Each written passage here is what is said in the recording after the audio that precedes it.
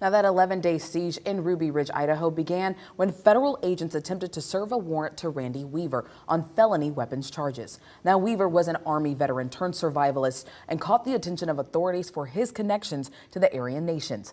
While serving the warrant, a shootout erupted between agents and members of the Weaver family, killing Weaver's 14-year-old son and a federal agent. Also during the siege, a FBI sniper shot and killed Weaver's wife, who was unarmed and carrying the couple's infant daughter. Weaver eventually surrendered to authorities and was acquitted by a jury on the felony weapons charges that started the siege in the first place. Ruby Ridge, by the way, is seen as a success by the FBI. Which is crazy. Which is bananas. Tell people if they don't know what Ruby Ridge was. Tell Yes. them the story behind it. So Randy Weaver, a Green Beret from Vietnam, shacks up in rural Idaho, and he decides that he wants to have a life off-grid. And the FBI, doing an investigation with the ATF, finds out that he has some kind of gun issue, and they need to do an investigation, and they need to go on site. But this is almost, it's crazy because there's similarities with our situation. You find out the guy's background. Like if you're developing a target packet on a bad guy, you would want to know the guy's background, right? That's the first thing you do because you want to assess potential risk to force and you want to mitigate risk overall. What's his background? Green Beret, Vietnam. Right? Then everybody gets all fucking crazy, right? They start going, oh, we need to find out more. So they do surveillance. They don't just do off-site surveillance. They don't do long-range surveillance.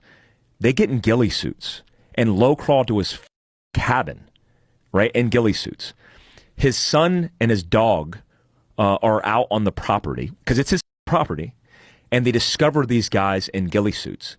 The son raises his rifle, shoots and kills one of the FBI guys, and the FBI guys kill his son.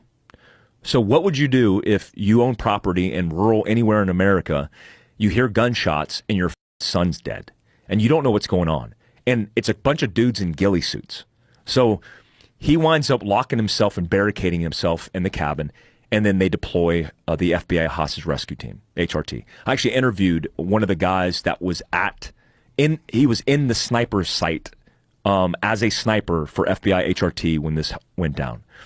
So, long story short, they kill his wife as well. Shoot his wife. While she was holding a baby. They think, talking to one of the snipers, they thought that he was charging them into their position, but he was fake charging. He was making like a gesture like he was charging.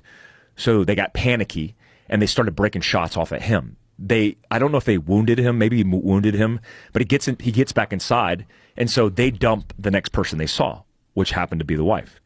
So they end up barricading the place even more, and his ex-commander is the one that basically does a call out and gets him to negotiate and then eventually gets him to surrender. So all this is said and done, the FBI is found in the wrong. They sue the FBI, they win.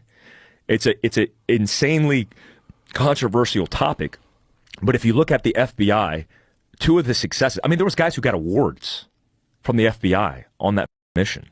Even though it was proven that they were in the wrong. Yeah, even though it's proven they were in the wrong. Like Waco is a good example of it as well. But this is what I'm talking about. Like there's a breakdown between organizations in the government and their powers that be, and likely a tipping point of mistakes that cascaded into the catastrophe that it was. But that's the problem. I mean, we're seeing those things now. Like what I do with my business in a free society is none of your business. So if you are the director of the FBI and you know agents are probing into people's lives who happen to be veterans, happen to be minorities, like fit all your and they're up, those dudes need to be fired. And you need to make a statement to the public letting them know, hey, we're not around here. We don't want constitutional rights infringed upon. There were damage control assessments that took place. And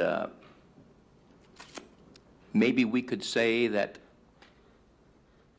the ship saw some hungry sharks swimming close by, and they decided that they would put a few tuna out there and see if they could satisfy them.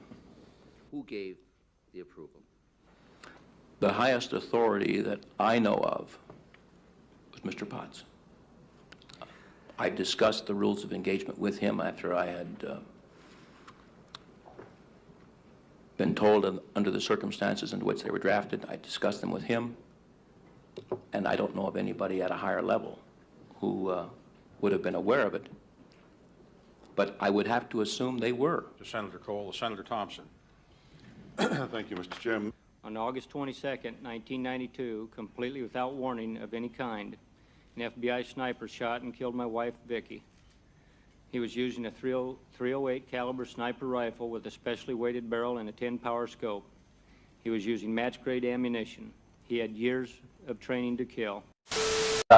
You know, most of our history, we didn't have those institutions. The FBI came in during the First World War, and interestingly enough, one thing that Woodrow Wilson did, he used the FBI to spy on American citizens and actually arrest them if they disagreed with his foreign policy about going to war in Europe.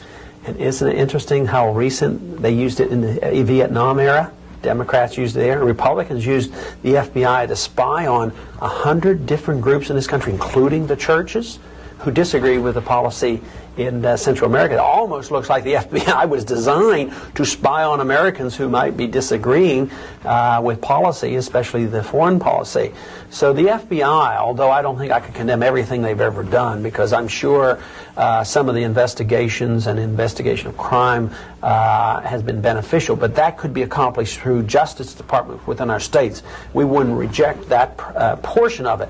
I think the FBI has kept and continues to keep a lot of records on a lot of individuals. The CIA has only been here since 1947. Their record is lousy.